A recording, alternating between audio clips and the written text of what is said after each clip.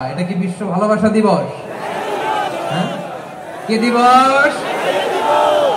এই বিশ্ব ভালোবাসা দিবসের সাথে মুসলমানদের কোনো সম্পর্ক নাই। আমার প্রিয় ভাইরা, এই যে আপনি অবৈধ সম্পর্কে জড়ালেন, কেন আল্লাহ অশ্লীলতাকে হারাম করেছে দেখেন। বলতেছিলাম যে এটা আপনার নাসল, আপনার জেনারেশন, আপনার লিনিয়েজ, আপনার বংশকে প্রিজার্ভ করা। কে কার বাবা, কে কার মা, বাবা মা জানা, প্রজন্মকে প্রিজার্ভ করা, এটা ইসলাম ওয়াজিব করে দিয়েছে।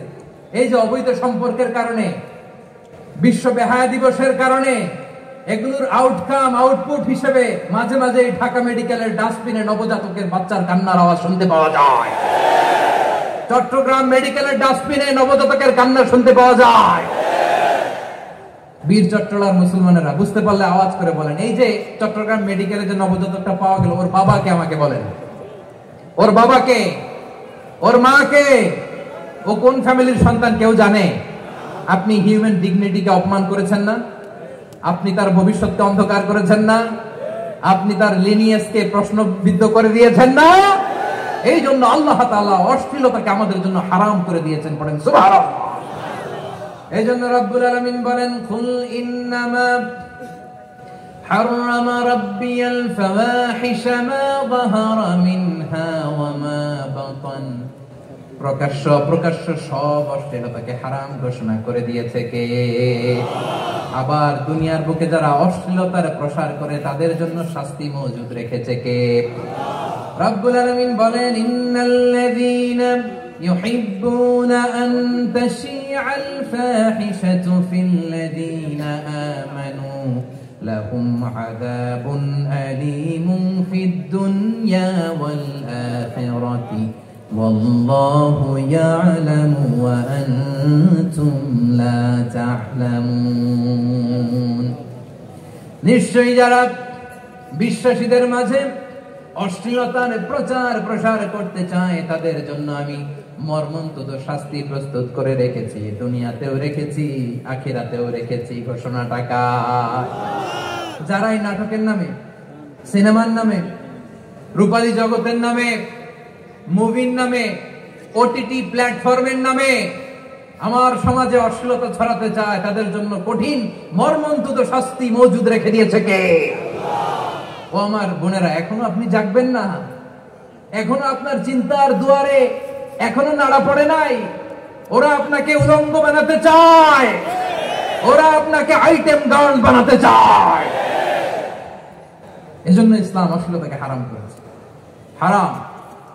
ইসলাম বলেছে যুজন যুজন দূরে থাকো। ওরা বলে না, কাছে আসো, কাছে আসার গল্প, ক্লোজ আপ ওয়ান, কাছে আসার গল্প আছে না? নাই? চট্টগ্রামে তো এগুলো নাই মাশাআল্লাহ। হ্যাঁ, এখানেও আছে ক্লোজ আপ ওয়ান, কাছে আসার গল্প। আল্লাহ বলেন, ওয়ালা তাকরাবুজ জিনা, কাছেও এসো না, জিনা থেকে যোজন যোজন কিলো দূরে থাকো। ওরা বলে কাছে আসার গল্প। আমার বীর চট্টলার ভাইয়েরা, কাছে আসতে হলে আমরা কোরআনের কাছে আসব, কাছে আসতে হলে নবীর কাছে আসব, কাছে আসার গল্প হবে আমার রবের কাছে আসার গল্প। চিল্লায় বলো ঠিক কিনা?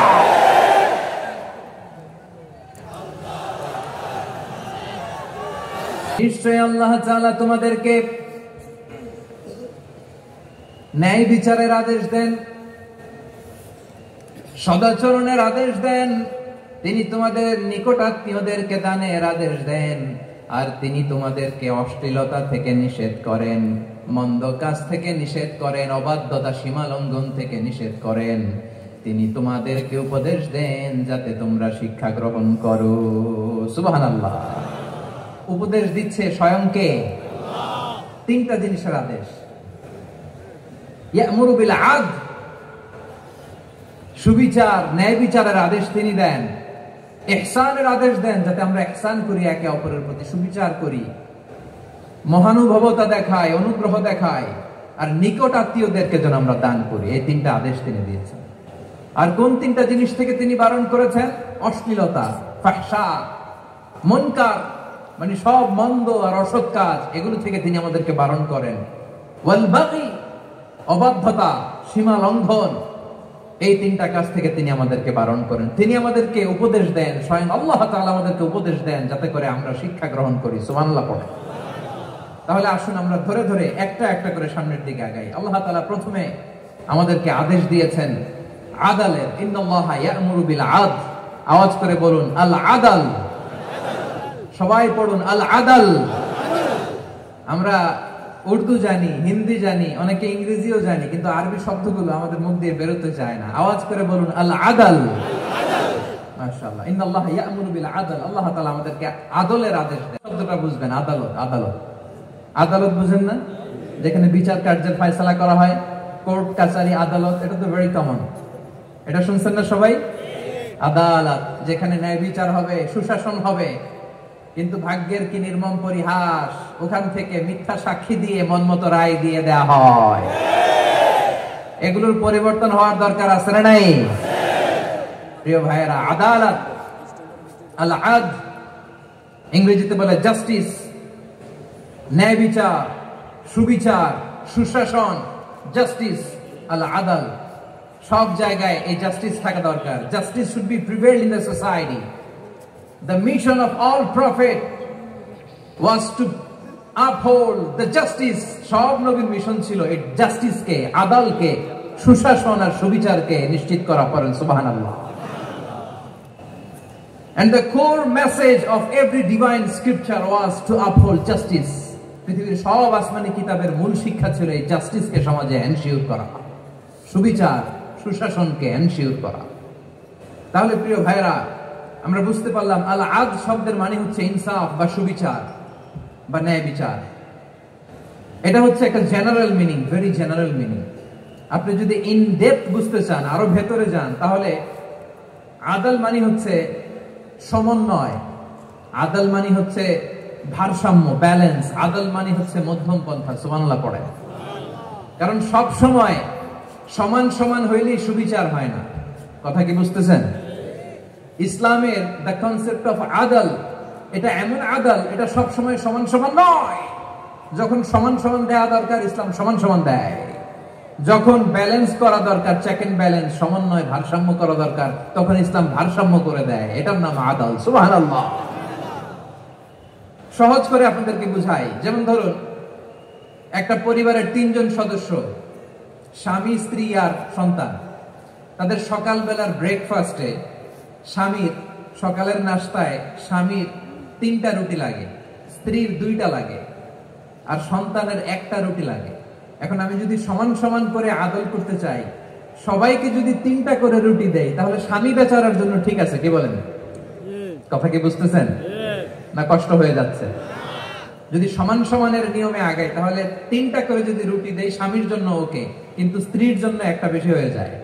আর সন্তানের জন্য কয়টা বেশি হয়? 2টা। আচ্ছা, এই তো বুঝতেছেন, মাশাআল্লাহ। আচ্ছা, 2টা করে যদি সবাই দেই সমান সমান নীতিতে, তাহলে স্ত্রীর জন্য, স্ত্রী বেচারির জন্য ঠিক আছে, কিন্তু স্বামীর কয়টা কম পড়ে? আর সন্তানের বেশি হয়ে যায় কয়টা? আচ্ছা, সমান সমান নীতিতে সবাইকে যদি সকালের নাস্তার জন্য 1টা করে রুটি দেই, সন্তানের জন্য ঠিক আছে, কিন্তু স্ত্রী বেচারির কম পড়ে কয়টা? স্বামীর কম পড়ে কয়টা? 2টা। কথা কি বুঝতেছেন? আর আমি যদি স্বামীকে দেই 3টা, স্ত্রীকে দেই 2টা, আর সন্তানকে দেই 1টা, তাহলে কারো অপচয় হবে না। যার যতটুকু দরকার ঠিক ততটুকুই কাজে লাগবে। চিল্লায় বলেন ঠিক কিনা? এটাই হচ্ছে ইসলামের আদল, যেখানে যার যতটুকু দরকার তাকে সেখানে ঠিক ততটুকু দিয়ে দেওয়ার নামই হচ্ছে আদল। চিল্লায় পড়েন আল্লাহু আকবার। রব্বুল আলামিন বলেন, ইউসিকুমুল্লাহু ফি আওলাদিকুম লিযযাকারি মিসলু হাযযিল উনসায়াইন। আল্লাহ তোমাদেরকে ওসিয়ত করেন, তোমাদেরকে আদেশ দেন, উত্তরাধিকার সম্পদ যখন বন্টন হবে, ছেলেরা যতটুকু পাবে, মেয়ে পাবে তার অর্ধেক। সুবহানাল্লাহ বলেন। দেখেন, ছেলে যতদূর, মেয়ে অর্ধেক। ছেলে ডবল পাবে। আপাত দৃষ্টিতে মনে হয় এখানে অবিচার হয়েছে, কিন্তু আসলে কি অবিচার হয়েছে? আপনি বিয়ের ক্ষেত্রে যান, ওইখানে আবার ছেলে মোহরানা দেয়, মেয়ে সেখানে মোহরানা পায়। তাহলে চেক এন্ড ব্যালেন্স, ভারসাম্য, ব্যালেন্স, মধ্যম পন্থা এখানে আছে না নাই? এটাই হচ্ছে ইসলামের আদল। আল্লাহ তাআলা এই আদলের আদেশ দিয়েছেন, সুবিচার, ন্যায় বিচার, সুশাসন এবং ভারসাম্যের আদেশ দিয়েছেন। প্রিয় ভাইয়েরা, একটি শান্তিময় সমাজ, একটা সমৃদ্ধ সমাজ, একটা মানবিক সমাজ যদি আমরা পেতে চাই, এই আয়াতের মধ্যে যতগুলো পয়েন্ট আছে সবগুলোর বাস্তবায়ন লাগবে। কথা বুঝতে পেরেছেন? বলেন, আওয়াজ করে বলেন, আমরা একটা শান্তির সমাজ চাই কি চাই না? আমরা একটা সমৃদ্ধ বাংলাদেশ চাই কি চাই না? আমরা একটা মানবিক বাংলাদেশ চাই কি চাই না? এই আয়াতে আল্লাহ তাআলা একটা মানবিক সমাজের রূপরেখা টেনেছেন। তার প্রথম কথা হচ্ছে ইন্নাল্লাহা ইয়ামুরু বিল আদল। আল্লাহ তাআলা তোমাদেরকে আদলের নির্দেশনা দেয়, সুবিচার সুশাসনের নির্দেশনা দেয়। যে সমাজে আদল থাকে না সেই সমাজে জুলুম মানুষের ঘাড়ে চেপে বসে। আদলের বিপরীত হচ্ছে জুলুম। আদলের বিপরীত কি? জুলুম বা জাওর, অত্যাচার, অবিচার, বৈষম্য। এই যে বৈষম্য বিরোধী ছাত্র আন্দোলন কমন পড়ছে? এই যে একজন সমন্বয় একটু দেখা করলো আমার সাথে। জুলুম মানে হচ্ছে বৈষম্য। বৈষম্যের স্থান ইসলামে নাই, অবিচারের স্থান ইসলামে নাই, জুলুমের স্থান ইসলামে নাই। আল্লাহ তাআলা বলেন যে আমি জুলুমকে নিজের জন্য হারাম করেছি এবং তোমাদের জন্য হারাম করেছি। বিশ্বনবী ফরমান, আল্লাহ তাআলা বলেন হাদিসে কুদসিতে, ইয়া ইবাদি ইন্নী হারামতুয যুলমা আলা নাফসি ওয়া জাআলতুহু বাইনাকুম মুহাররামান ফালা তাযালামু। আমার গোলামেরা শোনো, নিশ্চয়ই আমি আল্লাহ তাআলা জুলুমকে আমি আমার উপরে হারাম করেছি, অনুরূপ ভাবে জুলুম করাকে তোমাদের উপরেও হারাম করেছি। ফলে ফালা তাযালামু, তোমরা একে অপরের সাথে জুলুম করো না। নির্দেশনাটা কার? খবরদার, জুলুমের সাথে আমাদের কোনো সম্পর্ক নাই। আল্লাহ তাআলা আদলের আদেশ দিয়েছেন, আদালতের আদেশ দিয়েছেন, সুশাসনের ন্যায় বিচারের আদেশ দিয়েছেন। ইন্নাল্লাহা ইয়ামুরু বিল আদল, আমাদেরকে আদল প্রতিষ্ঠা করতে হবে। জুলুমের সাথে ইসলামের কোনো সম্পর্ক নাই। আয-যুলমু যুলুমাতুন ইয়াউমাল কিয়ামা, জুলুম কিয়ামতের দিন অন্ধকার হয়ে জালিমের ঘাড়ে চেপে বসবে। আবার বিশ্বনবী বলতেন, ইত্তাকি দাওয়াতাল মাজলুম, খবরদার তোমরা মজলুমের কান্নাকে ভয় করো। ফাইন্নাহু লাইসা বাইনাহু ওয়া বাইনাল্লাহি হিজাব, কেননা মজলুমের কান্নার মাঝে আর আল্লাহর আরশের মাঝে কোনো পর্দা থাকে না। বিশ্বাস হয়? এই কথা বিশ্বাস হয়? এর জলজ্যান্ত প্রমাণ তো আমরা নিজেরাই দেখলাম। হ্যাঁ, মজলুমের কান্না ফুলে ফেপে মহিরুহ হয়ে পাহাড়ের মতো হয়ে বিস্ফোরিত হয়ে জালিমের মসনদকে সরকার করে দিয়েছে। এর প্রমাণ তো আমরা নিজেরাই তো দেখলাম। জালিমের পরিণতি কি হয় আমরা জীবদ্দশাই তো দেখলাম। এমনও কোন জুলুম নাই যে হয় নাই, ঠিক কিনা বলেন? আহারে জুলুম, আহারে জুলুম।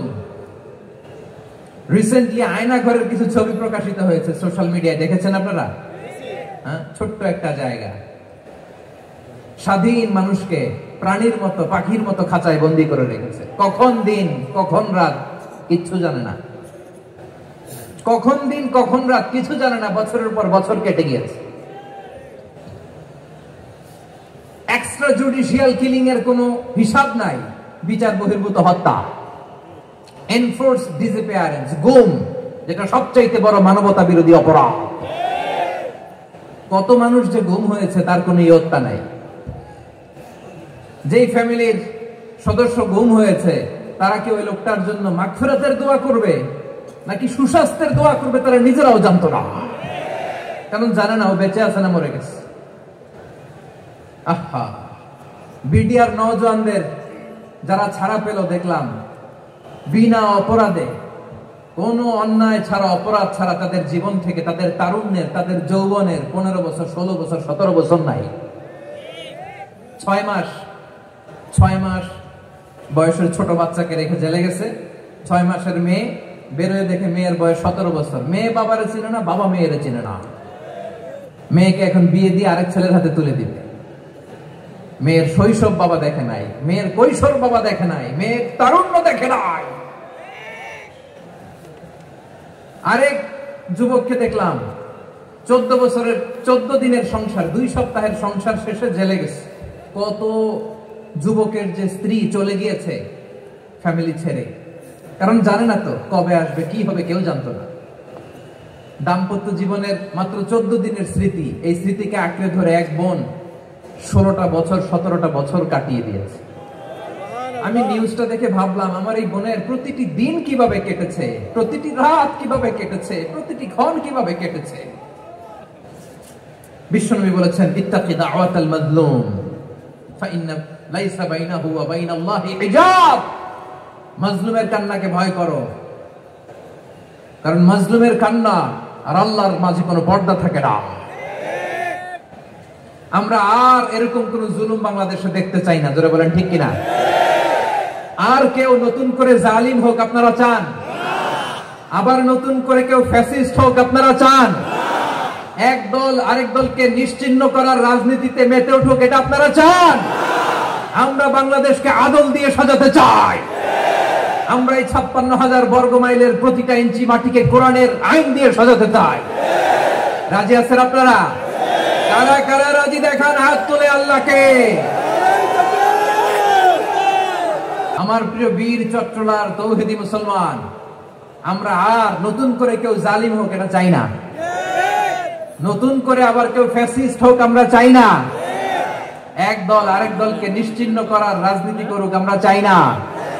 আমরা সুশাসনের বাংলাদেশ চাই, আমরা মানবিক বাংলাদেশ চাই, আমরা একটা সমৃদ্ধ বাংলাদেশ চাই, আমরা বিশ্বের বুকে সম্মান নিয়ে মাথা উঁচু করে দাঁড়াতে চাই, ঠিক কিনা বলেন? আল্লাহ বললেন এটা যদি তোমরা চাও, একটা সমৃদ্ধ সমাজ যদি বিনির্মাণ করতে চাও, মানবিক সমাজ যদি বিনির্মাণ করতে চাও, আমি তোমাদেরকে সেজন্য প্রথমে আদালতের নির্দেশ দিলাম। ইন্নাল্লাহা ইয়া'মুরু বিল আদল, নিশ্চয় আল্লাহ তাআলা তোমাদেরকে ন্যায় বিচার সুশাসন এটার আদেশ দেন। সুবহানাল্লাহ। আদাল, ন্যায় বিচারের আদেশ আল্লাহ তাআলা কোরআনের বিভিন্ন আয়াতে দিয়েছেন। আল্লাহ তাআলা বলছেন ইন্নাল্লাহা يأمركم أن تؤدوا الأمانات إلى أهلها وإذا حكمتم بين الناس أن تحكموا بالعدل إن الله نعم ما يعظكم به إن الله كان سميعا بصيرا। আল্লাহ তাআলা বললেন,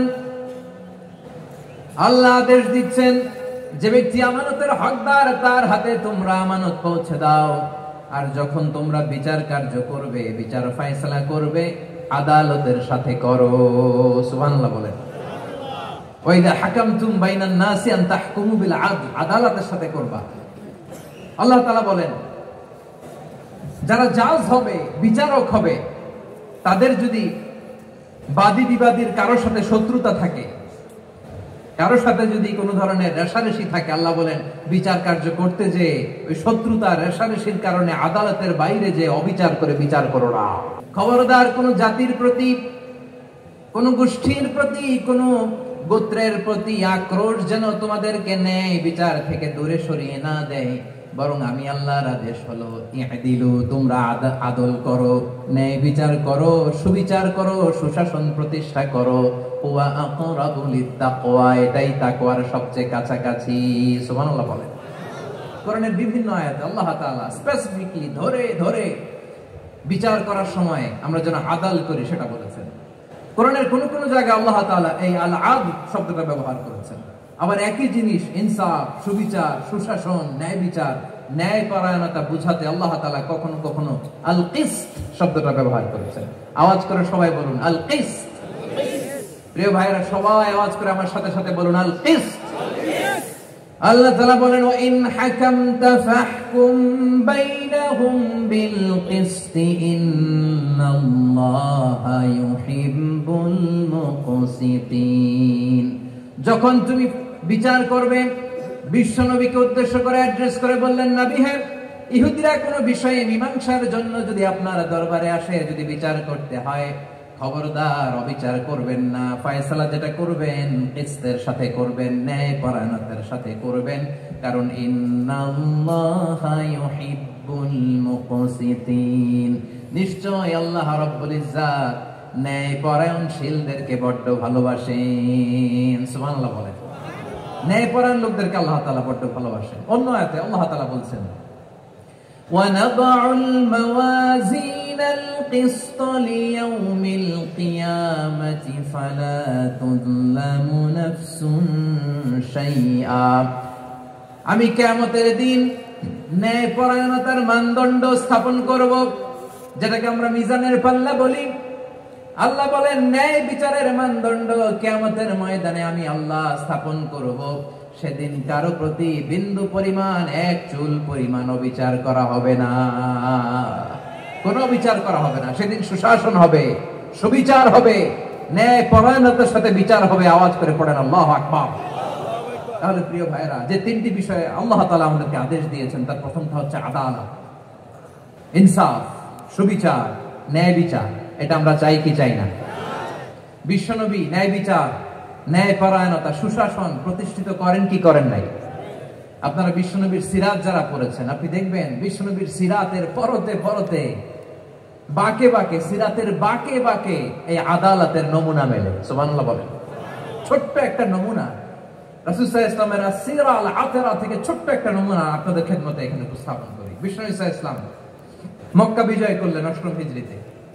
মক্কা বিজয় শেষে তিনি কয়েক সপ্তাহ মক্কাতে অবস্থান করলেন। ইন দ্য মিন টাইম মক্কার একটা ভেরি প্রেস্টিজিয়াস এন্ড ডিগনিফাইড ফ্যামিলির নারী চুরিতে ধরা পড়ল। কিসে ধরা পড়ল? সবাই বলেন কিসে? আমাদের সমাজে আসেনি এটা? আছে? ছোট না বড়? হ্যাঁ, হিসাব করে শেষ করা যায় না। ৩.৫ লাখ কোটি টাকা নাই উন্নয়ন প্রকল্পের নামে। উন্নয়ন প্রকল্পের নামে ৩.৫ লাখ কোটি টাকা নাই। ৩.৫ লাখ কোটি টাকা লিখতে পারবেন আপনি? একটা লিখতে পারবেন? বুঝতেছেন কত বড় সংখ্যা?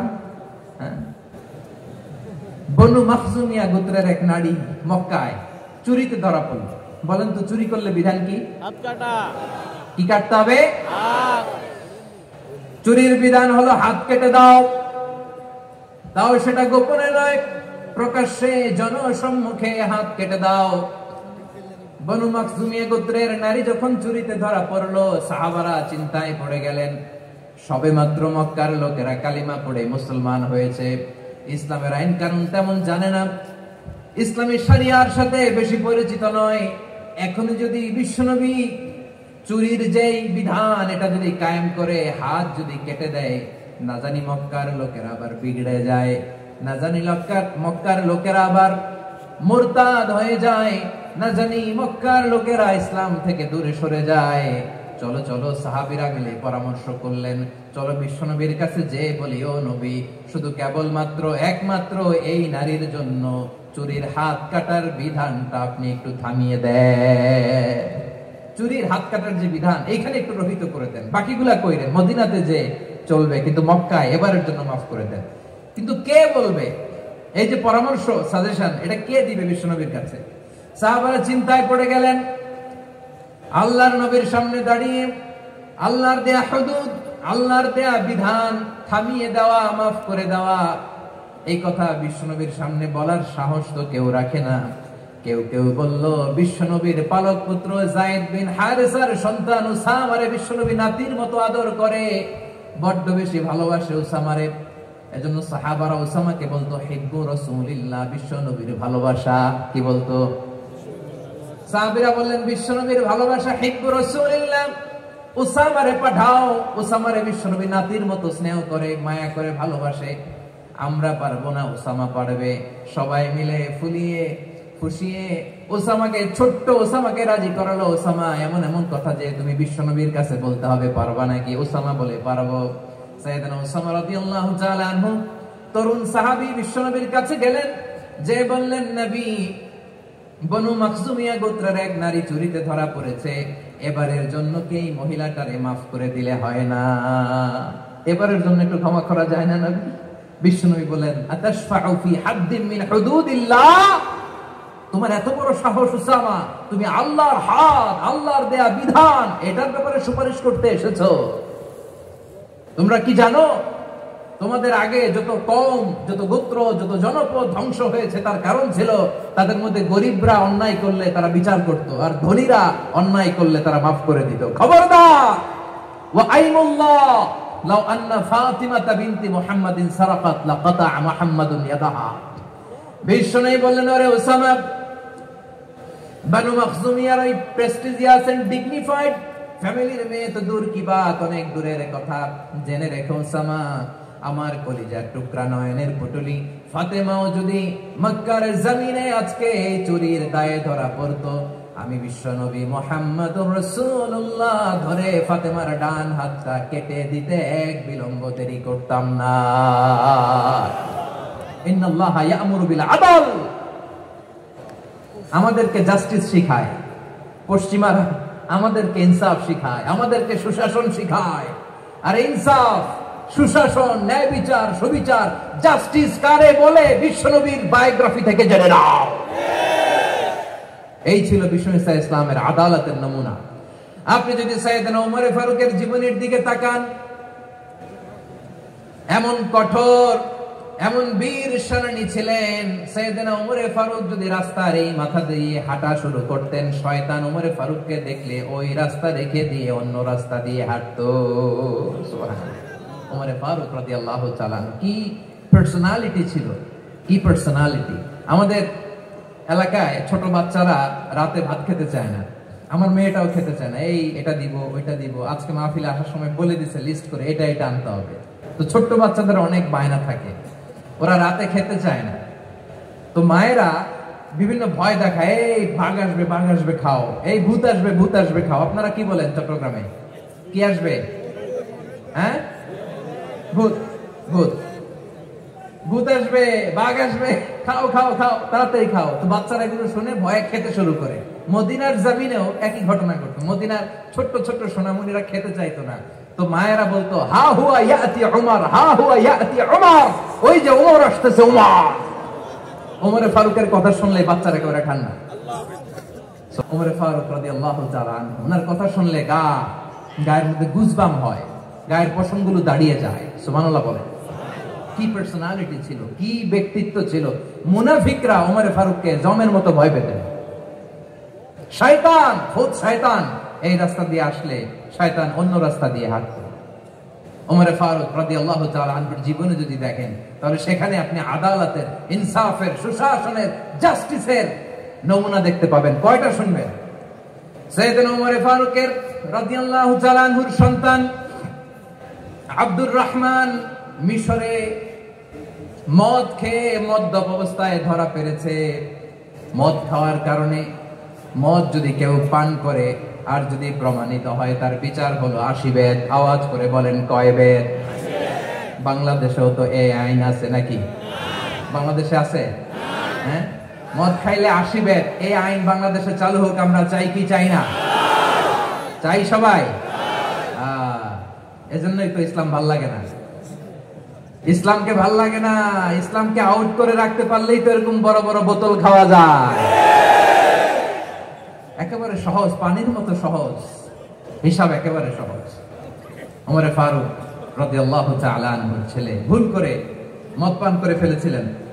আব্দুর রহমান, ঘটনা ঘটেছে মিশরে। মিশরের গভর্নর তখন আমর ইবনে আস রাদিয়াল্লাহু তাআলা আনহু। আব্দুর রহমানের ভাই যে গভর্নরকে বলল, গভর্নর যদি একটু দয়া করেন, খলিফার ছেলে আমার ভাই আব্দুর রহমান মদ্যপ অবস্থায় ধরা পড়েছে, জনসম্মুখে যদি আপনি বেত্রাঘাত করেন আমাদের প্রেস্টিজ থাকে না। যদি 80 বেত আপনি মারেন আমার কোনো কথা নাই, কিন্তু ঘরের ভেতরে মারেন। আব্দুর রহমানের ভাইয়ের সুপারিশ শুনে সাইয়েদনা আমর ইবনে আস রাদিয়াল্লাহু তাআলা আনহু রাজি হয়ে গেলেন। ঘরের ভেতরে লোক চক্ষুর আড়ালে 80 বেত তিনি মানলেন। কিন্তু ঘটনাক্রমে এই কথা লুকিয়ে লুকিয়ে ঘরের ভেতরে 80 বেত মারার কথা সাইয়েদনা ওমর ফারুক মদিনা থেকে জানতে পারলেন। মদিনা থেকে তিনি ফরমান জারি করলেন, এই বিচার যেমনটি আমর ইবনে আস আদায় করেছে, এটা প্রকৃতপক্ষে আদায় হয় নাই। আসো সবাই মদিনায় আসো, আমর ইবনে আস মদিনায় আসো, আব্দুর রহমানও আসো, সবাই আসো। জনসম্মুখে এই বিচার কার্যকর করতে হবে। সাইয়েদনা ওমর ফারুক মসজিদে নববীর পিলারের মধ্যে নিজের ছেলেকে বাঁধলেন, আবার জনসম্মুখে 80টা বেত তার গায়ের মধ্যে মারলেন। মাজমুয়ে ফাতাওয়া ইবনে তাইমিয়া রাহিমাহুল্লাহ উনি এটা নকল করেছেন। এটা সবচেয়ে বিশুদ্ধ মত, আর অনেক মত আছে। মারা গেছে কবরের উপর, ওগুলো বাদই দিলাম। কেমন খালিফা ছিল, কেমন খালিফা। পশ্চিমারা তোমরা জাস্টিস আমাদেরকে শেখাও, ইনসাফ কারে বলে, সুশাসন আমাদেরকে তোমরা শেখাও। ওমর ফারুক রাদিয়াল্লাহু তাআলা ওইটাকে, ওই বিচারকে তিনি ধর্তব্য মনে করেন নাই। মদিনাতে এনে আবার জনসম্মুখে আবার আশীর্বাদ মেরেছেন। মিশরে ওমর ফারুক রাদিয়াল্লাহু তাআলা আমর ইবনে আল-আসকে গভর্নর করে পাঠালেন। সেখানে আমর ইবনে আল-আসের ছেলে একটা প্রতিযোগিতায় রানার আপ হয়েছে। এক মিশরি সেখানে চ্যাম্পিয়ন হয়েছে। রানার আপ বুঝতে পেরেছেন তো? রানার আপ সেকেন্ড হয়েছে, এক মিশরি হয়েছে চ্যাম্পিয়ন প্রথম। কিন্তু গভর্নরের ছেলে ও জিততে পারে নাই। ও রাগে ওই মিশরির গায়ের মধ্যে কয়েকটা লাঠি দিয়ে বাড়ি মেরেছে। মিশরি যে মদিনাতে ওমর ফারুকের কাছে বিচার দিলেন, আপনার গভর্নরের ছেলে অন্যায়ভাবে আমার গায়ে হাত তুলেছে। সাইয়েদনা ওমর ফারুক আবার ফরমান জারি করলেন, আসো মদিনাতে আসো। মিশরীকে ডাকলেন। ওই মিশরের গভর্নর আমর ইবনে আল-আস রাদিয়াল্লাহু তাআলা আনহুকে ডাকলেন, তার ছেলেকেও ডাকলেন। সবাই বসে রইল। আমর ইবনে আল-আস রাদিয়াল্লাহু তাআলা আনহু মাথা নিচু করে বসে আছেন, লজ্জায় কাচুমাচু। হায় হায়, আজকে আমার ছেলের কারণে আমিরুল মুমিনিন খলিফাতুল মুসলিমিন ওমর ফারুকের কাছে আমি জনসম্মুখে লজ্জিত হচ্ছি। সাইয়েদনা ওমর ফারুক বললেন, এই নাও লাঠি। গভর্নরের ছেলে তোমার মাথার মধ্যে যতগুলো বাড়ি মেরেছে, আজকে জনসম্মুখে তুমি অতগুলা বাড়ি মারো। মিশরি বলে, থাক, আপনি যে ডেকে আনছেন সবার সামনে এটা বলছেন, এতেই আমি খুশি। আল্লাহু আকবার। আপনার মহানুভবতা দেখে আমি খুশি, আর অপমানের দরকার নাই। ওমর ফারুক বলে, না, খবরদার, এই কথা মিশরি তুমি বলো না, মারো, যতগুলা বাড়ি মেরেছে মারো। বাধ্য হয়ে মিশরি আমর ইবনে আল-আসের সামনে ওনার কলিজার টুকরা সন্তানের মাথার মধ্যে বাড়ি মারতে আরম্ভ করলেন। ঠিক যতগুলা বাড়ি গভর্নরের ছেলে আমর ইবনে আল-আসের ছেলে মিশরীর গায়ে মেরেছিল, মাথায় মেরেছিল, মিশরি গুনে গুনে ততটা মারলেন। এই দৃশ্য দেখে ওমর ফারুক রেগে মেগে আগুন, রাগের চোটে রাগ সামলাতে না পেরে, আর নিজেকে সামলাতে না পেরে মিশরীরে বললেন, ছেলেরে মারা শেষ হয়ে গেলে এবার বাবার টাক মাথার মধ্যে কয়েকটা বাড়ি মার। রাগের চোটে, আউট অফ অ্যাঙ্গার, রাগের চোটে, যে আমার পাঠানো গভর্নর আমর ইবনে আল-আস তার ছেলেকে কেন আদব তারবিয়া কেন শিক্ষা দিতে পারে না। ছেলেরে মারা হইলে এবার আমর ইবনে আল-আসের মাথার মধ্যে দুইটা মারো। এটা রাগে বলেছেন, এটা শাস্তি হিসেবে না। সুবহানাল্লাহ পড়ে। আমাদেরকে সুশাসন শিখাও।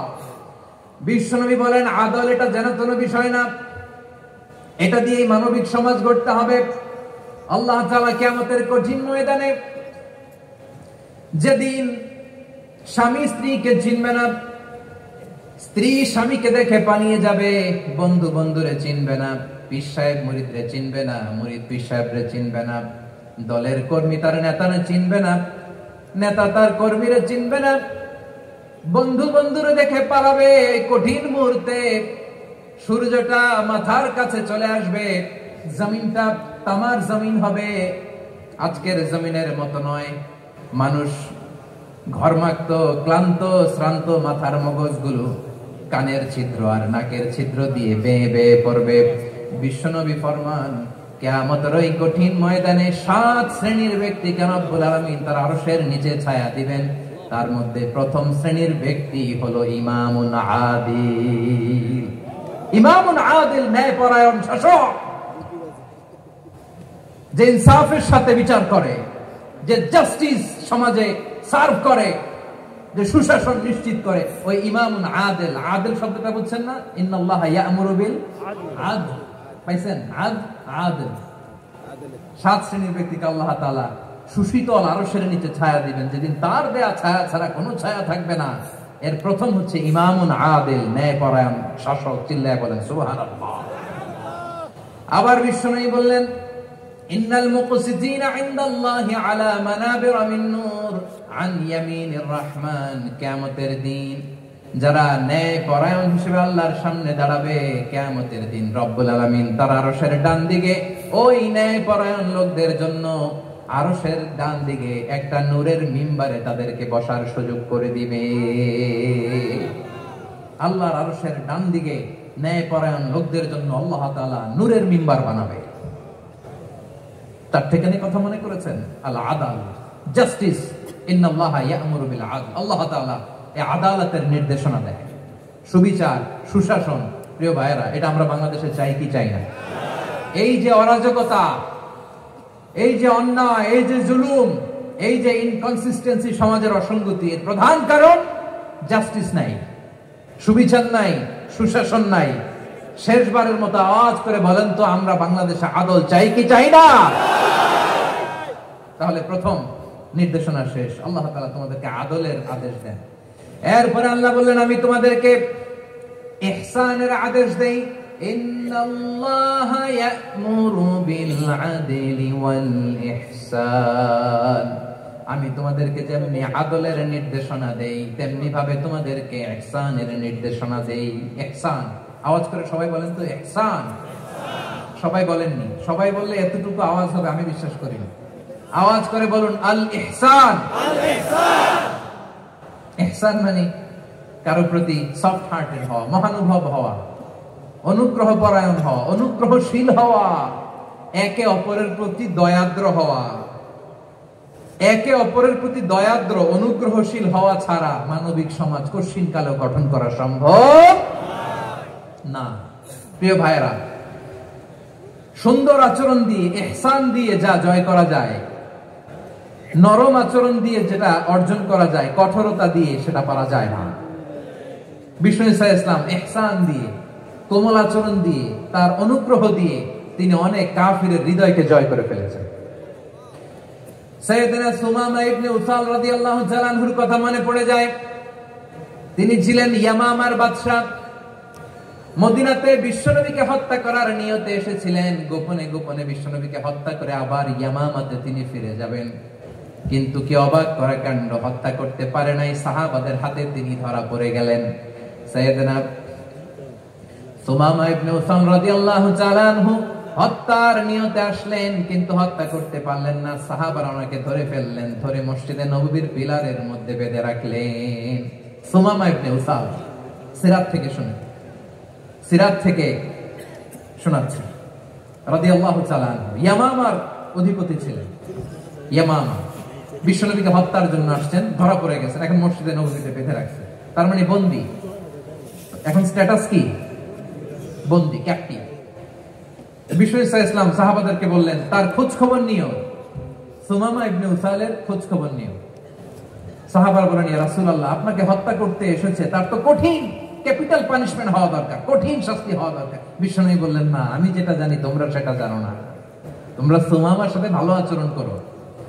বিশ্বনবী সুমামার কাছে গেলেন। প্রথম দিন যে তিনি কালেমার দাওয়াত দিলেন, ঈমানের দাওয়াত দিলেন, ইসলামের দাওয়াত দিলেন, রিসালাতের দাওয়াত দিলেন, আখিরাতের দাওয়াত দিলেন।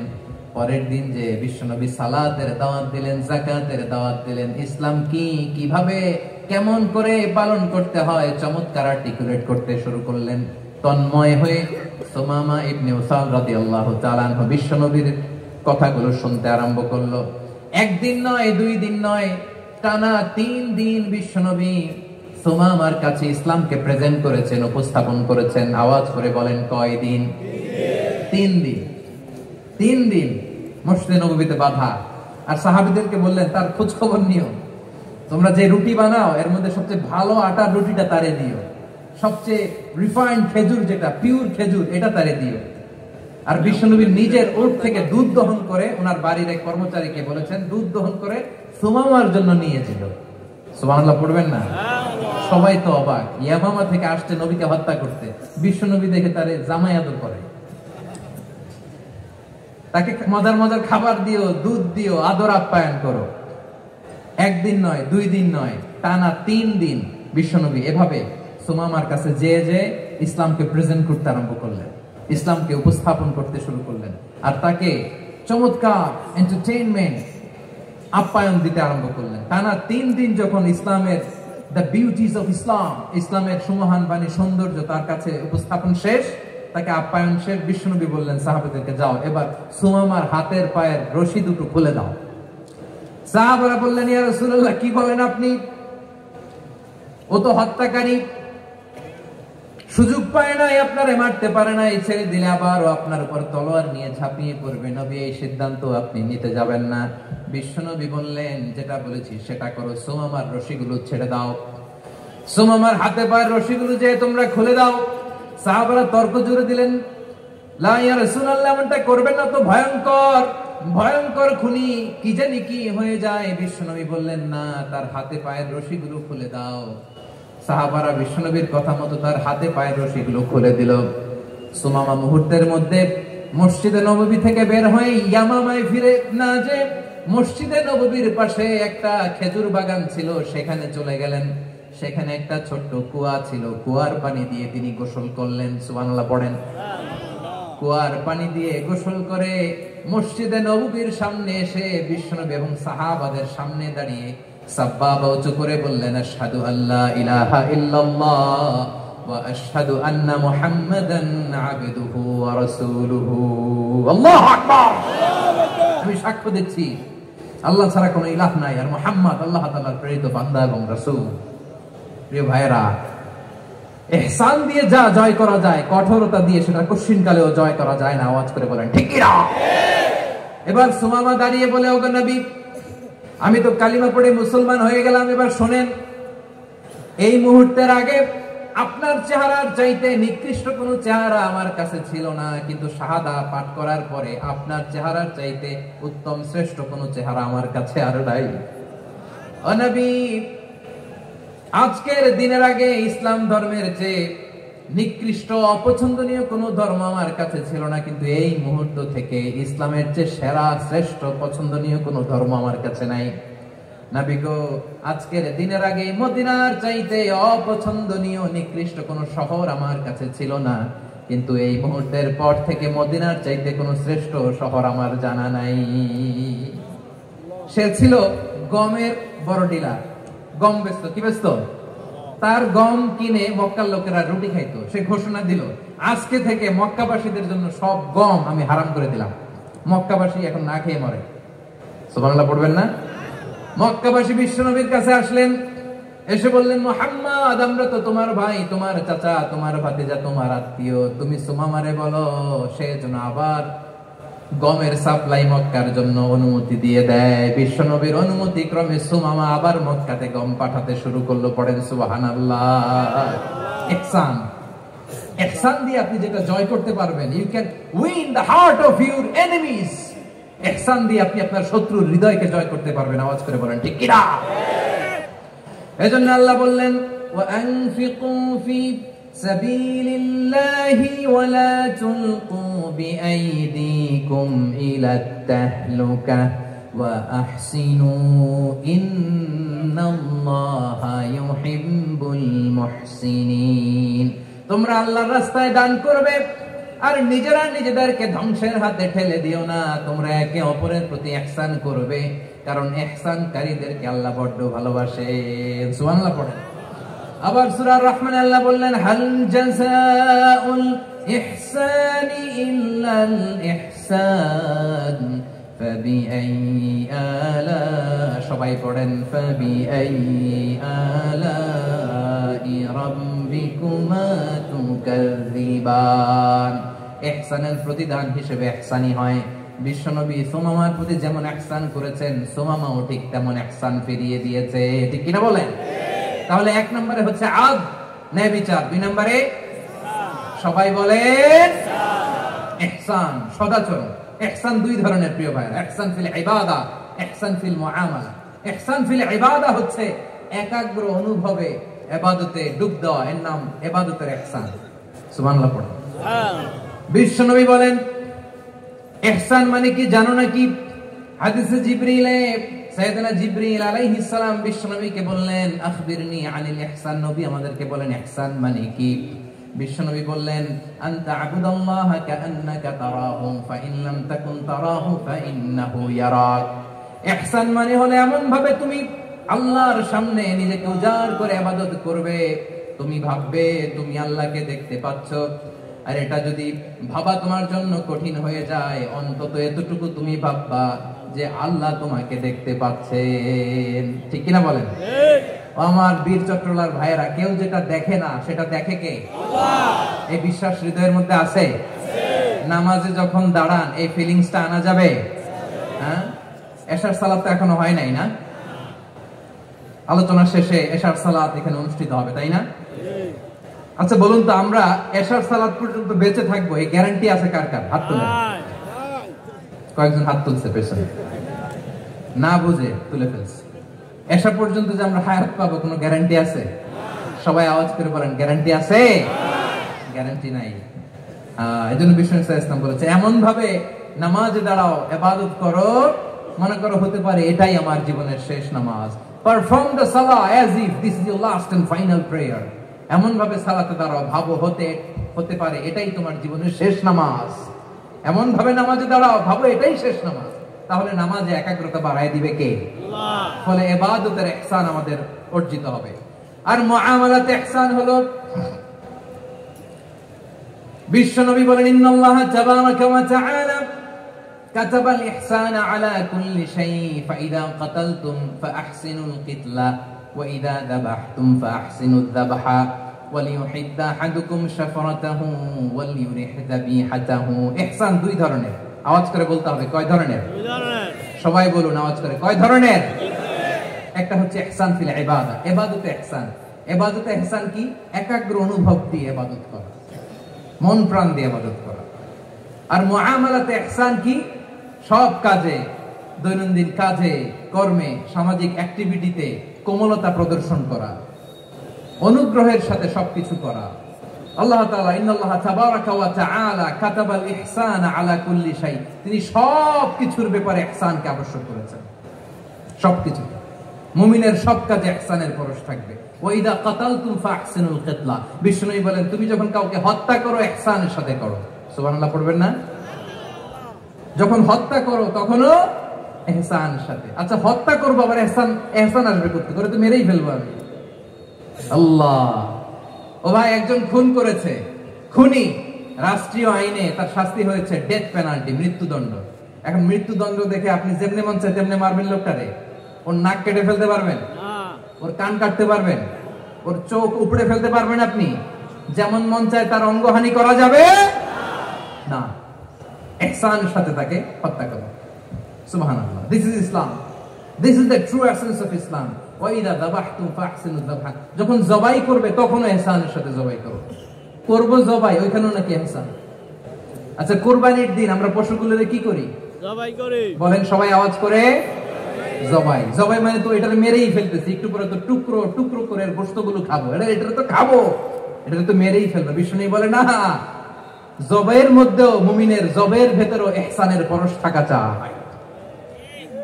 যখন জবাই করবে প্রাণীটাকে হাত পা টাইট করে বেঁধে নাও, ছুরিটাকে শার্পেন করে নাও, ধারালো করে নাও, যাতে অল্প সময়ে জবাইটা হয়ে যায়, প্রাণীটা যাতে কম কষ্ট পায়। সুবহানাল্লাহ পড়ে। দিস ইজ কল্ড ইহসান। ইহসান আল্লাহ তাআলা যেমনি আদলের আদেশ করেছেন, ন্যায় বিচার, জাস্টিস এনশিওর করতে বলেছেন, সমাজে ইহসানের ব্যবহার, ইহসানের অনুশীলন তিনি করতে বলেছেন। এজন্য মুমিনের প্রতিটি কাজে, আমার চট্টগ্রামের ভাইয়েরা আমার দিকে তাকান, খেয়াল করে শুনুন, মুমিন জীবনের প্রতিটি কাজে ইহসানের পরশ থাকা চাই। আমরা যেন আমাদের পরিবারের প্রতি ইহসান করি, আমরা যেন আমাদের কর্মচারীদের প্রতি ইহসান করি, আমরা যেন আমাদের কলিগদের প্রতি ইহসান করি, আমরা যেন আমাদের ভাইদের প্রতি ইহসান করি। মুমিন জীবনের প্রতি কাজে ইহসানের পরশ থাকার দরকার আছে না নাই? কথা বুঝতে পেরেছেন? তাহলে আল্লাহ তাআলার তিনটা আদেশ ছিল, কয়টা গেল? ভুলে গেছে, ভুলে গেছে চট্টগ্রাম। তিনটা আদেশের মধ্যে কয়টা বললাম? প্রথমে কি ছিল? আদল। দুই নম্বরে ইহসান। তিন নম্বরে রব্বুল আলামিন বললেন ওয়া ইতাইদিল কুরবা, নিকট আত্মীয়দেরকে দান করো। নিকট আত্মীয়দেরকে দাও, যারা তোমাদের ব্লাড কানেকশনের আত্মীয় তাদেরকে তোমরা দাও। এখানে জেনারেলি বললেন দাও, কি দিব সেটা তিনি এখানে বলেন নাই, সেটা তিনি সূরাতুল ইসরার মধ্যে বলেছেন। আল্লাহ বলেন ওয়া আতিযাল কুরবা হাক্কা, নিকট আত্মীয়দেরকে তাদের অধিকার, তাদের প্রাপ্য তোমরা বুঝিয়ে দাও। দেখেন, একটা শান্তির সমাজ, একটা সমৃদ্ধ সমাজ, একটা মানবিক সমাজ গঠনের জন্য আল্লাহ তাআলা বেশি না, মাত্র 3টা অর্ডার, 3টা ভার্ডিক্ট তিনি জারি করেছেন। 1 নাম্বার সুশাসন, ন্যায় বিচার। 2 নাম্বার ইহসান। 3 নাম্বার নিকট আত্মীয়, যারা কাছে, তোমার ভেরি ক্লোজ রিলেশনশিপে আছে, তাদেরকে দাও। দাও, দিলে বাড়িয়ে দেয় কে? অনেকে দিতে চায় না, কৃপণতা করে। দিলে বাড়ায় দেয় কে? ও মিয়া, মদিনার মধ্যে সবচাইতে গরিব সাহাবী ছিল বেলাল রাদিয়াল্লাহু তাআলা আনহু। ওনার এন্টায়ার অ্যাসেট, সম্পদের পরিমাণ কতদূর জানেন? একটা লুঙ্গি। বেলাল রাদিয়াল্লাহু তাআলা আনহু, ওনার টোটাল ওয়েলথের এস্টিমেশন হচ্ছে মাত্র একটা লুঙ্গি। একটা লুঙ্গি, টোটাল ওয়েলথ এস্টিমেশন, টোটাল সম্পদের পরিমাণ বেলাল রাদিয়াল্লাহু তাআলা আনহু কি ছিল? কথা বুঝে নাই বোধহয়, কি ছিল? ওই বেলাল রাদিয়াল্লাহু তাআলা আনহুকে বিষ্ণু ইসলাম বলেছেন, আনফিক ইয়া বেলাল, ও বেলাল তুমিও দাও। ওয়ালা তাখশা মিন যিল আরশি ইখলালা, আরশের অধিপতির তো কোনো ঘাটতি নাই, তুমি দিলে ওই আল্লাহ তোমারে বাড়ায় দিবে। এজন্য আমার প্রিয় ভাইয়েরা, দিলে কমে না, দিলে বাড়ে। অনেকে ধরে রাখে, নতুন কিছু নিতে পারে না, হাত দিয়ে যেটা ধরে রেখেছেন এটা দিয়ে দেন, বড় একটা ধরার সুযোগ পাবেন। জোরে বলেন ঠিক কিনা? ধরেন 5 কেজি ওজনের একটা ধরে রাখছেন, এখন 10, এটা না ছাড়লে 10 কেজি ধরতে পারবেন আপনি? আচ্ছা, 10 কেজির জিনিস একটা আছে হাতে, ওইটা যদি ছেড়ে দেন তাইলেই না 15 কেজি ধরতে পারবেন। কথা বলেন ঠিক কিনা? তাহলে দিলে বাড়িয়ে দেয় কে? রব্বুল আলামিন বললেন 3 নাম্বার আদেশ হলো তোমাদের প্রতি, সমাজটারে কেমন করে মানবিক সমাজ, সুন্দর সমাজ গড়বা। 3 নাম্বার আদেশ হলো ওয়াআতিদাল কুরবা হাক্কা, নিকট আত্মীয়দেরকে তাদের প্রাপ্য বুঝিয়ে দাও। এই নিকট আত্মীয়দেরকে তাদের অধিকার বুঝিয়ে দেওয়া, প্রাপ্য বুঝিয়ে দেওয়াতে আমাদের গাফলতি আছে না নাই? চট্টগ্রামে নাই মাশাআল্লাহ। আল্লাহওয়ালা তাহাজ্জুদ গুজার, সিজদা দিতে দিতে কপালে কালো দাগ ফেলে দিছে, সে তার বোনের হকটা আদায় করে নাই, আছে না নাই? হ্যাঁ, এখানেও আছে। সর্বনাশ। অনেক বড় হাজী সাহেব, বিশাল লম্বা দাড়ি, ছেলের সব দিয়ে দিছে, মেয়ের কিছু দেয় নাই, মেয়ের হক আদায় করে নাই, আছে না নাই? এই হাজী সাহেবেরা, এই আল্লাহওয়ালারা কিয়ামতের ময়দানে আটকে যাবে। আপনি অন্যের অধিকার নষ্ট করেছেন, তাদের রাইটস কে ভায়োলেট করেছেন। এজন্য আল্লাহ তাআলা বলেন, কারো অধিকার যদি কেউ নষ্ট করে, ওই সমাজটা মানবিক সমাজ কঠিনকালেও হতে পারে না। এজন্য 3 নম্বর আল্লাহ বললেন, ওয়া ইতা ইদিল কুরবা, নিকট আত্মীয়দেরকে দাও। কি দিবা? তাদের অধিকার দিয়ে দাও। বোনের অধিকার বুঝিয়ে দাও, মেয়ের অধিকার বুঝিয়ে দাও, ফুফুর অধিকার বুঝিয়ে দাও। দেখবেন অনেক মায়েরা ছেলের পাতে মুরগির রান দেয়, মেয়ের পাতে দেয় মুরগির ঠ্যাং। এরকম আছে না নাই? ছেলেরা কি দেয়? মুরগির। মেয়ের পাতে কি দেয়? মেয়ের কি মুরগির রান খেতে মনে চায় না? মনে চায় না? এমনটা করা যাবে না। নিকট আত্মীয়দেরকে অধিকার দিয়ে দাও, নিকট আত্মীয়ের সাথে সুসম্পর্ক রাখো। আদেশটা কার? এজন্য প্রিয় ভাইয়েরা, জীবনে যদি বারাকা অর্জন করতে চান, নিকট আত্মীয়দের সাথে সুসম্পর্ক রাখতে হবে, তাদের জন্য উপহার পাঠাতে হবে। বিশ্বনবী বলেন, লা ইয়াদখুলুল জান্নাতা কাতে, যে ব্যক্তি আত্মীয়তার সম্পর্ককে ছিন্ন করে দেয়, সে কঠিনকালেও আল্লাহর জান্নাতে ঢুকবে না। আপনি কি এটা সহজ হাদিস মনে করছেন? এটা সহজ কথা? আপনি ভাবছেন আপনার নামাজ আপনার বাঁচাতে পারবে? আপনার রোজা বাঁচাতে পারবে? আপনার তাহাজ্জুদ আপনারে বাঁচাতে পারবে? অধিকার নষ্ট করলে কিছুই আপনারে বাঁচাতে পারবে না। এজন্য নিকট আত্মীয়দেরকে দিতে হবে বেশি বেশি। বিশ্বনবী বলেন, ইন্না সাদাকাতা আলাল মিসকিনি সাদাকা ওয়া আলা যির রাহিমি ইসনাতান সাদাকাতুন ওয়া সালা। মিসকিনরে দান করলে শুধু দানের সওয়াব হয়, নিকট আত্মীয়কে দান করলে 2টার সওয়াব হয়, সাদাকার সওয়াব হয়, আবার আত্মীয়তার বন্ধন অটুট রাখার সওয়াব হয়ে যায়। আবার বিশ্বনবী বললেন, মান সাররাহু আইয়ুবসাতা লাহু ফি রিজকিহি ওয়া ইনসালাহু ফি আসারিহি ফালইয়াসিল রাহিমা। যে ব্যক্তি তার রিজিকের প্রশস্ততা চায় আর হায়াতে বরকত চায়, সে যেন তার আত্মীয়ের সাথে সুসম্পর্ক রাখে। আমার প্রিয় চট্টলার ভাইয়েরা, আমাদের রিজিক বাড়ুক, এটা আমরা চাই কি চাই না? সবাই চান? হ্যাঁ, আমাদের রিজিকে প্রশস্ততা আসুক, চাই কি চাই না? আমাদের হায়াতে বরকত আসুক, আমরা চাই কি চাই না? এই দুইটা যদি চান তাহলে নিকটাত্মীয়দের সাথে সুসম্পর্ক রাখবেন, পারবেন?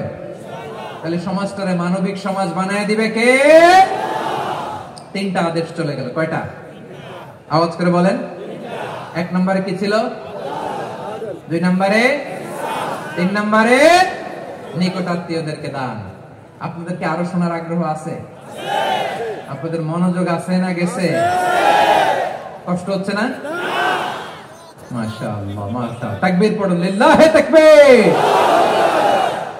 আল্লাহ তাআলা তিনটা জিনিসের যেমনি আদেশ করেছেন, অনুরূপভাবে তিনটা বিষয় তিনি বারণ করেছেন, নিষেধ করেছেন। ওগুলোর কাছেও যাওয়া যাবে। শুনবেন, শুনবেন। রাব্বুল আলামিন বলেন, ওয়ায়ানহা আনিল ফাহশাই ওয়াল মুনকারি ওয়াল বাগি। আমি যেমনি তিনটি বিষয়ে আদেশ করলাম, অনুরূপভাবে তিনটি বিষয়ে বারণ করলাম, নিষেধ করলাম।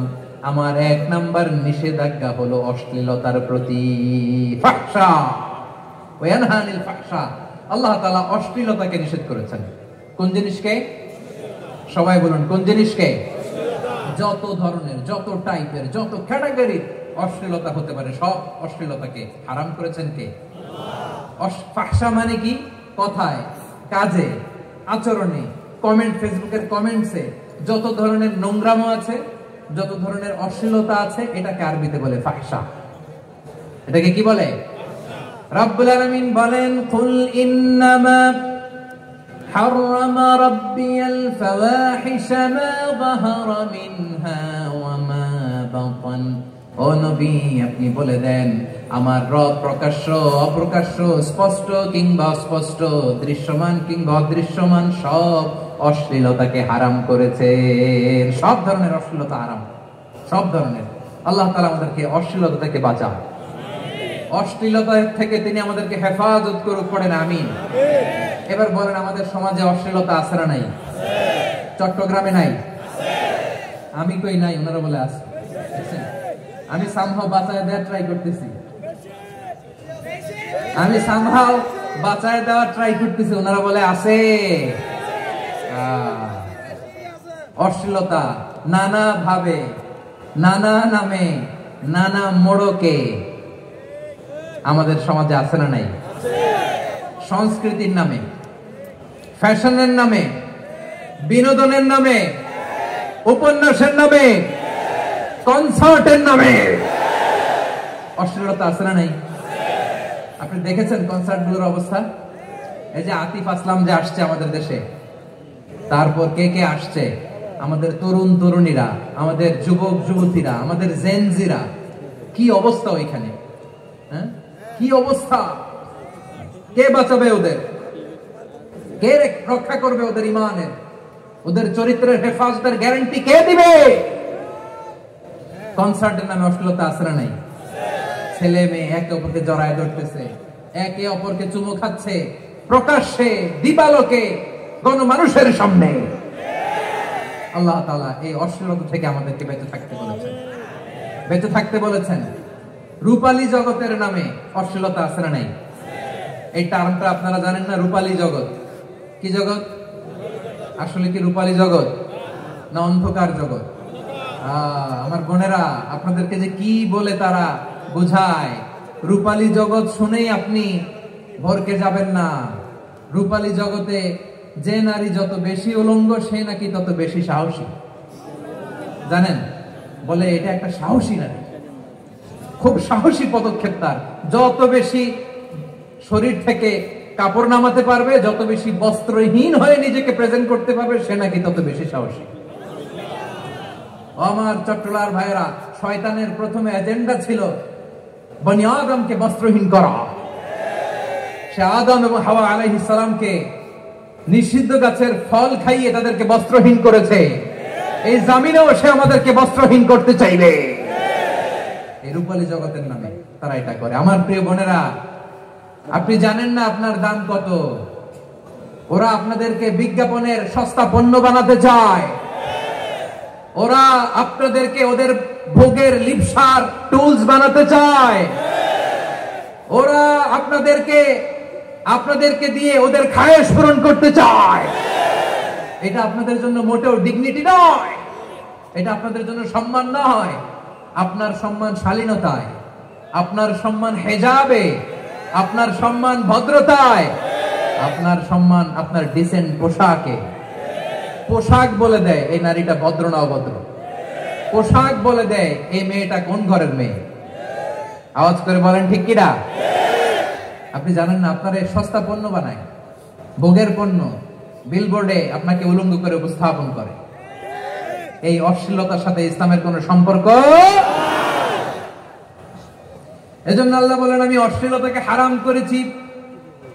অশ্লীলতাকে হারাম করার প্রথম কারণ হলো এর মাধ্যমে মানবতাকে অপমানিত করা হয়।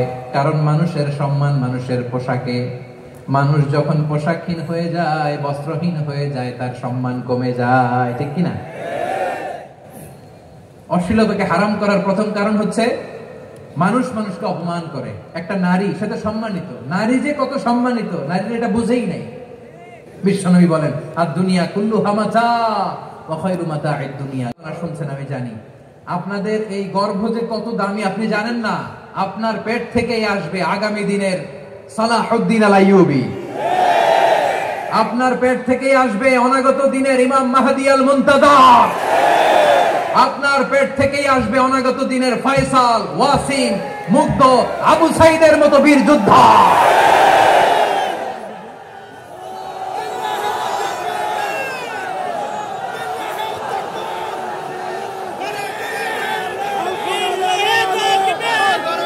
আমার প্রিয় বোনেরা, আমার প্রিয় বোনেরা, বিশ্বনবীর কথার ওজন খেয়াল করেন। আর দুনিয়া কুল্লুহা মাতা ওয়া খায়রু মাতা'আদ দুনিয়াল মারআতুস সালিহা। দুনিয়ার সবকিছুই অ্যাসেট, এর মধ্যে সবচেয়ে দামি অ্যাসেট নেককার নারী। আপনার গর্ভ যে কত দামি আপনি জানেন না। নিজের সময়টাকে কাজে লাগান, কোরআন পড়েন, সুন্নাহ পড়েন। আপনার অনেক দায়িত্ব ঘরে। You are the MD of your family. একটা family it's a very big institution. পরিবার একটা অনেক বড় প্রতিষ্ঠান। and you are the MD of your institution. আপনি এই পরিবারের MD, managing director of your family. এখানে আপনার কত দায়িত্ব। আপনি ছেলে মেয়েদেরকে তারবিয়া করবেন, আপনি আপনার স্বামীর জন্য ঘরটার জান্নাতের নীর বানাবেন, আপনার জন্য জান্নাতের ডুপ্লেক্স বাড়ি ওইখানে তৈরি করে রাখবে কে? আপনি যে কত দামি আপনি জানেন না। নারীদেরকে আল্লাহ বানিয়েছেন উচ্চতর করে, নিম্নতর নয়। নারীদেরকে ছোট্ট জিনিস দিলে এটারে বড় করে দেয়। নারীদেরকে ভ্রূণ দিলে, শুক্রাণু দিলে নারী এটারে বাচ্চা হিসেবে উপহার দেয়, ঠিক কিনা? বিয়ের মাধ্যমে স্বামী যখন তার শুক্রাণু তার স্ত্রীকে উপহার দেয়, স্ত্রী রিটার্নে কি উপহার দেয়? ফুল ফর্ম বেবি, মানব সন্তান। দেখছেন, আপনি দিলেন একটুকুনি দিছে বিশাল। আপনি যদি নারীকে বাজার এনে দেন, নারী এটাকে সুস্বাদু খাবারে রূপান্তর করে দেয়।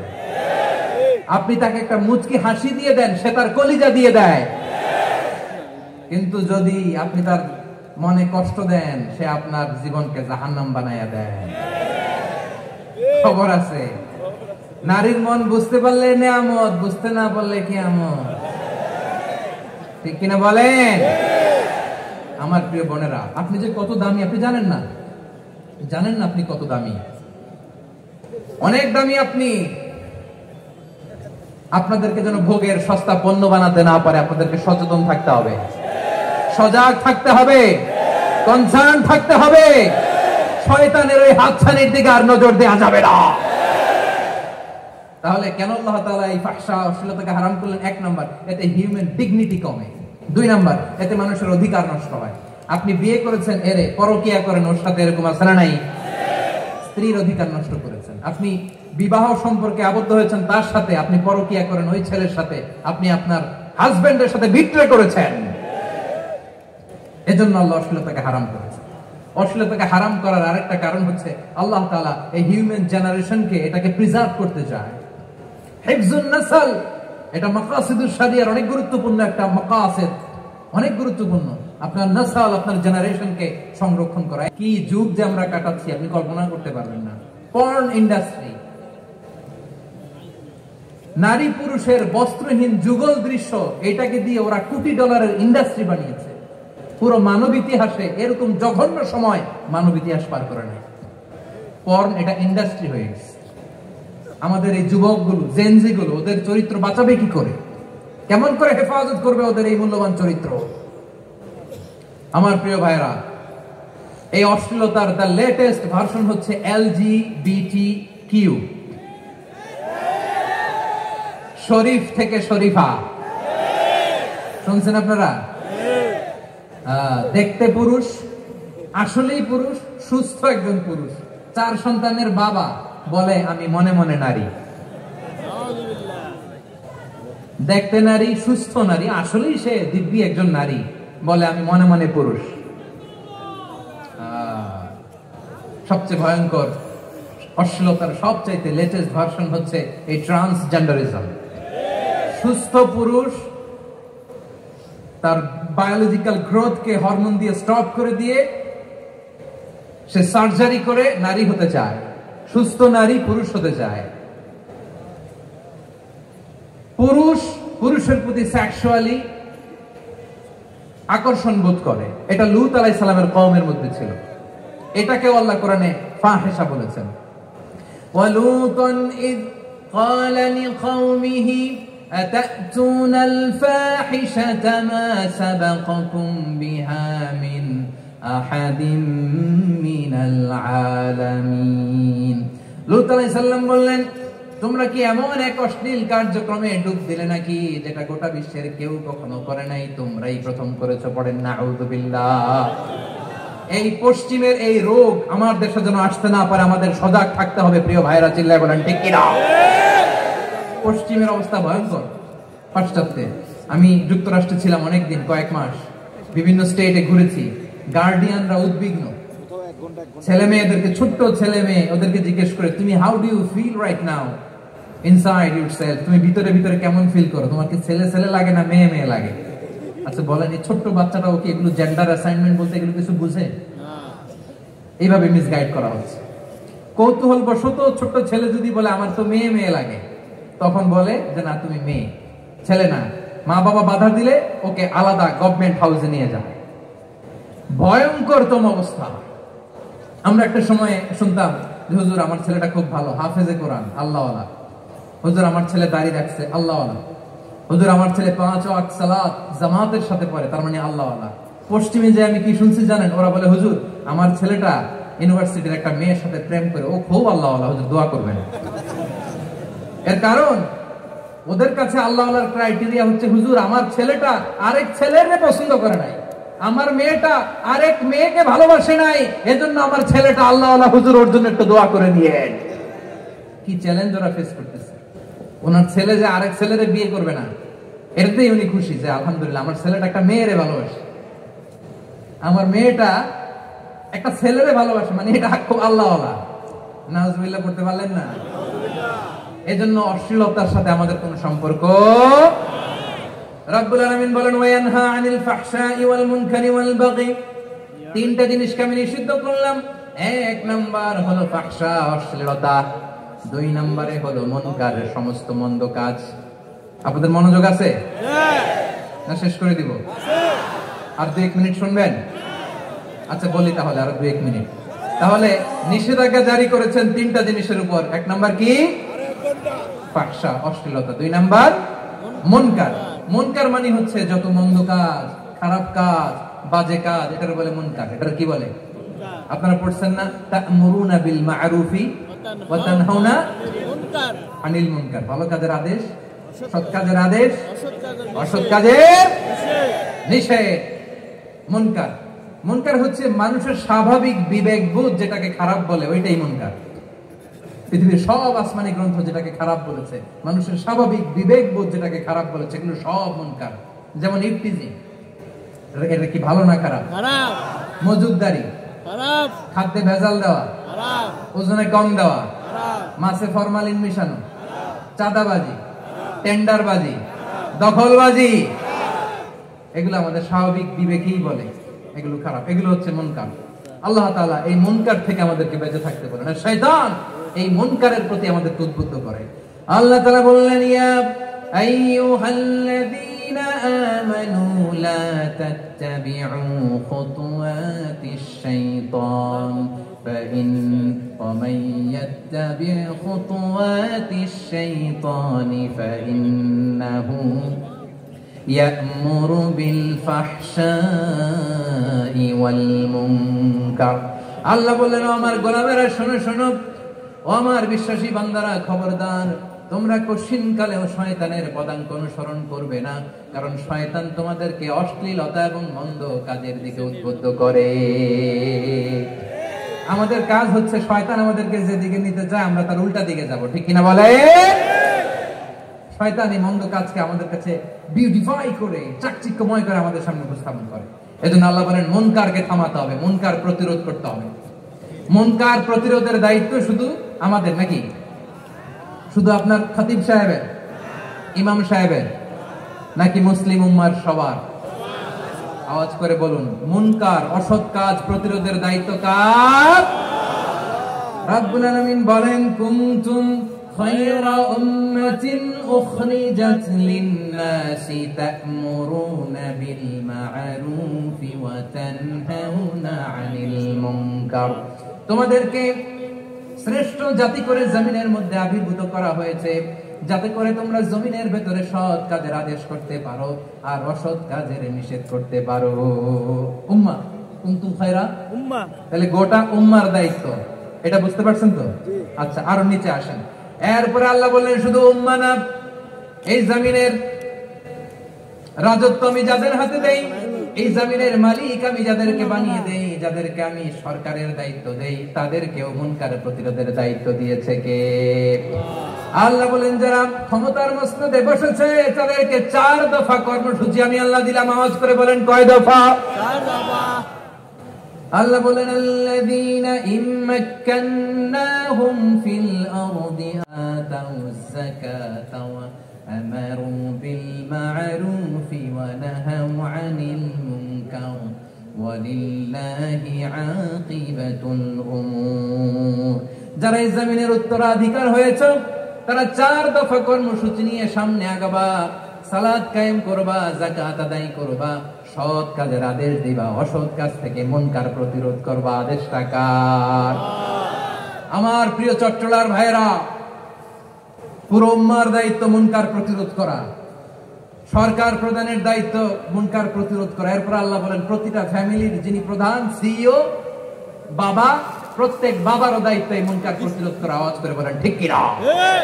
যেমনটি সাইয়েদনা লুকমান আলাইহিস সালাম ওনার কলিজার টুকরা সন্তানকে আদেশ করেছেন, ইয়া বুনাইয়া আকিমিস সালাতা ওয়া'মুর বিল মা'রুফি ওয়ানহা 'আনিল মুনকার। পড়েন সুবহানাল্লাহ। বাবা ছেলেকে সবক দিচ্ছে। কে সবক দিচ্ছে? বাবা। কাকে? ছেলেকে। লুকমান আলাইহিস সালাম ছেলেকে বলতেছে, ওরে আমার কলিজার টুকরা সন্তান, ওরে আমার বাছা, নামাজ কায়েম করবা, সৎ কাজের আদেশ দিবা, আর মুনকার প্রতিরোধ করবা, অসৎ কাজ, সমাজ থেকে খারাপ কাজকে ঝেঁটে বিদায় করে দিবা। তাহলে দেখেন আমি স্টেপ বাই স্টেপ নামলাম। পুরা উম্মার দায়িত্ব, জমিনের উত্তরাধিকারী আল্লাহ যাদেরকে বানিয়েছেন সরকার, তাদের দায়িত্ব, প্রতিটি ফ্যামিলির প্রধানের দায়িত্ব। এরপরে বিশ্বনবী বলেন সচেতন প্রতিটি মুসলিমের দায়িত্ব সমাজ থেকে মুনকারকে উৎখাত করা। বিশ্বনবী বলেছেন মান রাআ মিনকুম মুনকারান ফালিয়ুগাইয়িরহু বিয়াদিহি فإن لم يستطع فبلسانه وإن لم يستطع فبقلبه وذلك أضعف الإيمان। সমাজে যে মুনকার দেখবে, খারাপ কাজ দেখবে, সেজন্য হাত দিয়ে সেটাকে থামায়। কি দিয়ে? হাত দিয়ে। আপনাদের তো হাত নাই, না? হাত আছে, হাত আছে। ওরা যেই হাত দিয়ে অন্যায় করে ওইটা প্রতিরোধের জন্য আমাদেরও হাত আছে নাই? ওদের যেই হাত দিয়ে টেন্ডারবাজি করে, চাঁদাবাজি করে, ইফটিজিং করে, দখলবাজি করে, যে হাত দিয়ে, ওই মুনকার থামায় দেওয়ার জন্য আল্লাহর দেয়া আমাদেরও 2টি হাত আছে নাই? আমাদেরও হাত আছে। থামাইতে হবে, থামাইতে হবে, হিম্মত করতে হবে। আমার প্রিয় ভাইরা, না থামালে আমরাই ডুববো শেষমেশ। আমাদের বাঁচার জন্য হইলেও থামাইতে হবে। রব্বুল আলামিন বলেন ওয়াত্তাকু ফিতনাতাল লা তুসিবান্নাল্লাযীনা আল্লাযীনা যালামু মিনকুম খাসসা, ও আমার গোলামেরা ওই আযাবকে ভয় করো যে আযাব যখন আমি জমিনের বুকে পাঠাই শুধু জালেমদেরকেই মারি না, আলেমদেরকেও মারি। আযাব যখন আসে তখন শুধু জালিমই মরে না, আলেমও মরে। জানেন মুসা আলাইহিস সালামের পায়ে একবার একটা লাল পোকা কামড় দিয়েছে, লাল পিঁপড়া। লাল পিঁপড়া কামড় দিলে খুব আরাম লাগে না? কি লাগে? হ্যাঁ, জ্বলে না? লাল একটা পিঁপড়া কামড় দিছে, তো উনি রেগে মেগে পাশি দেখে লাল পিঁপড়ার বাসা, পা দিয়ে ডলে মুছে সবগুলো পিঁপড়া মেরে ফেলছে।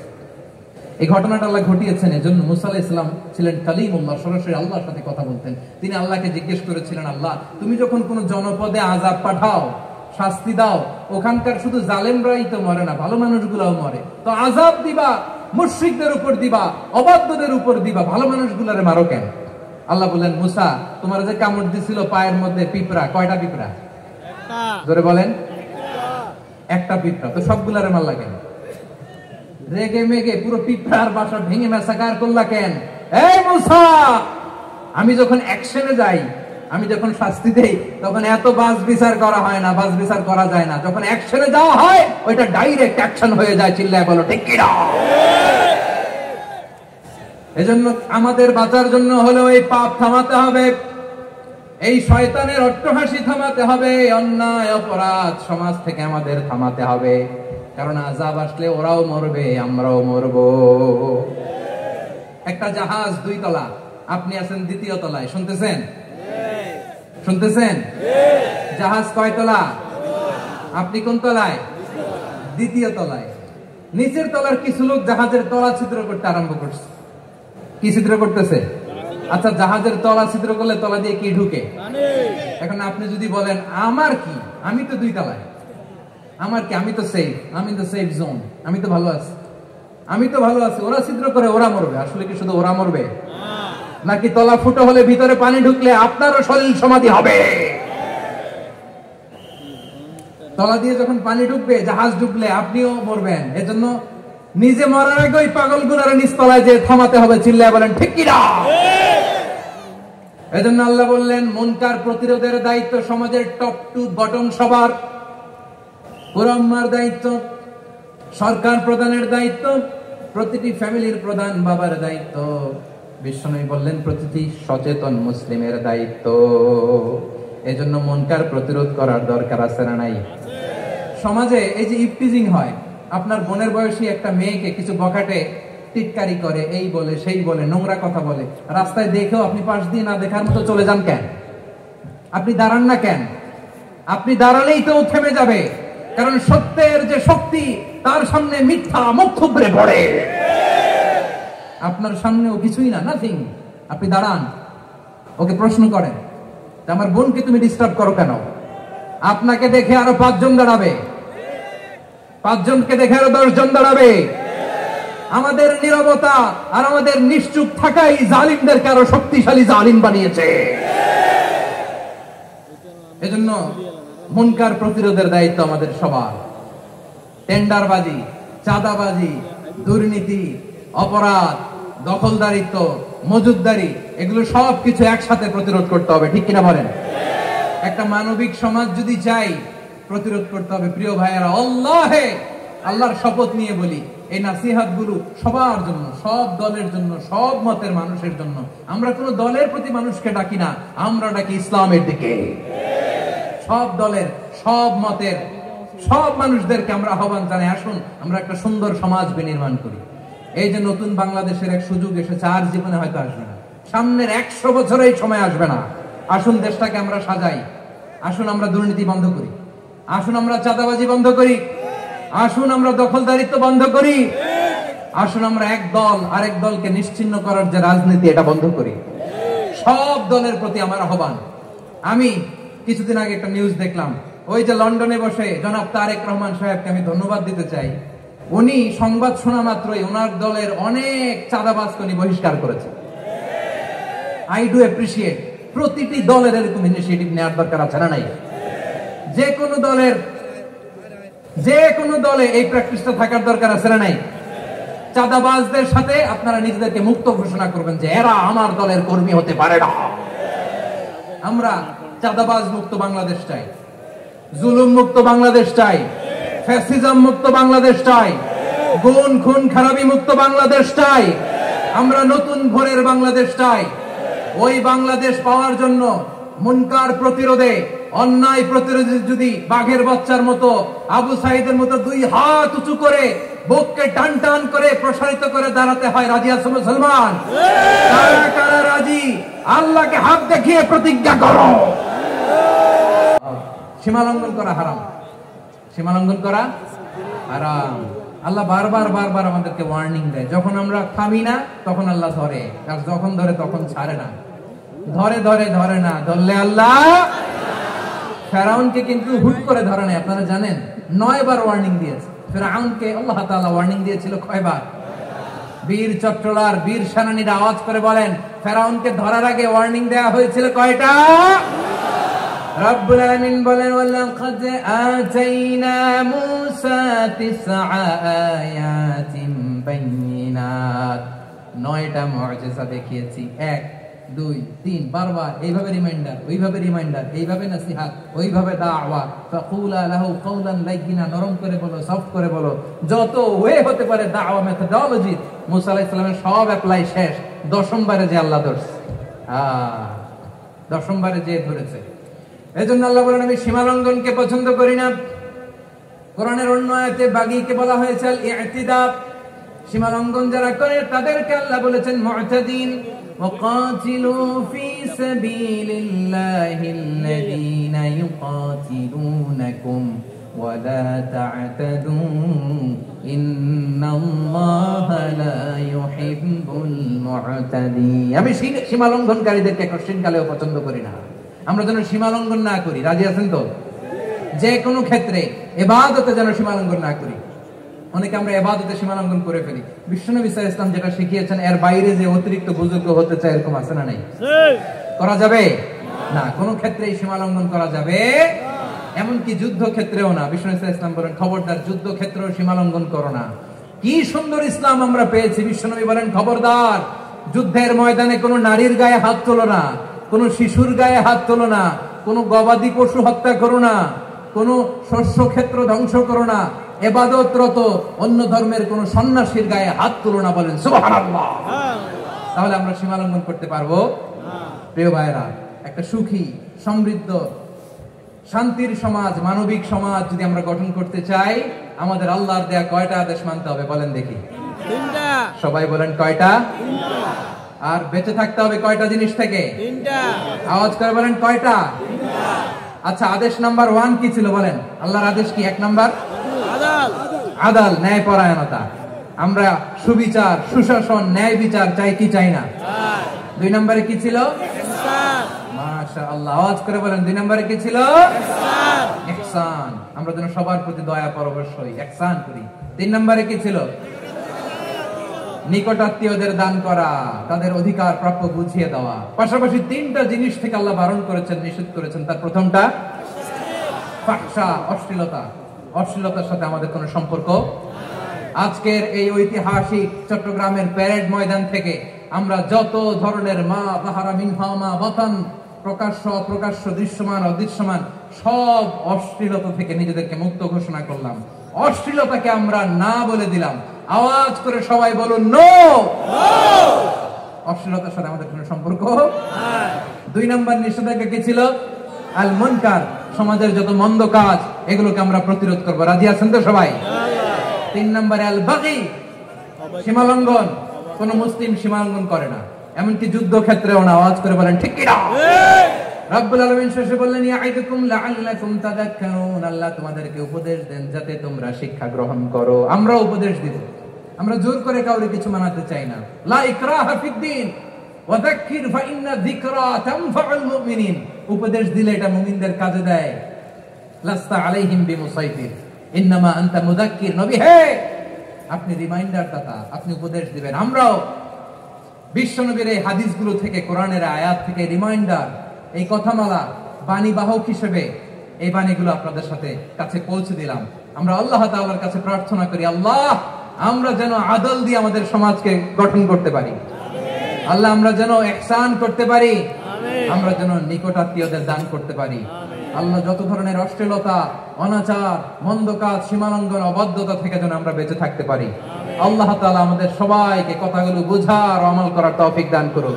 হাযা মা ইনদি ওয়াল ইলমু ইনদাল্লাহ আলাইহি তাওয়াক্কালতু ওয়া ইলাইহি উনীব।